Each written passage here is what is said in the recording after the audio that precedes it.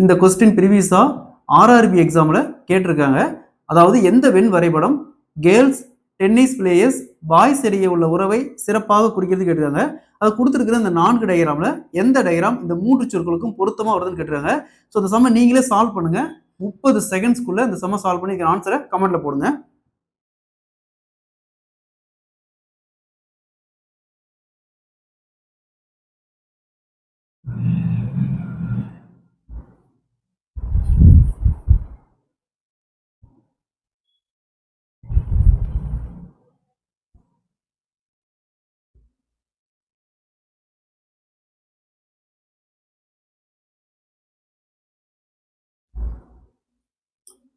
So solve பண்ணலாம்.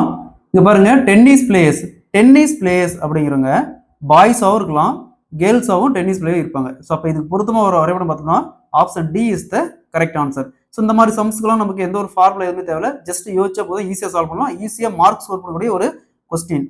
அதே மாதிரி போலீஸ் எக்ஸாம்லாம் கிட்டத்தட்ட 3 கொஸ்டின் பக்கமாக சைக்காலஜியில் கேட்குறாங்க.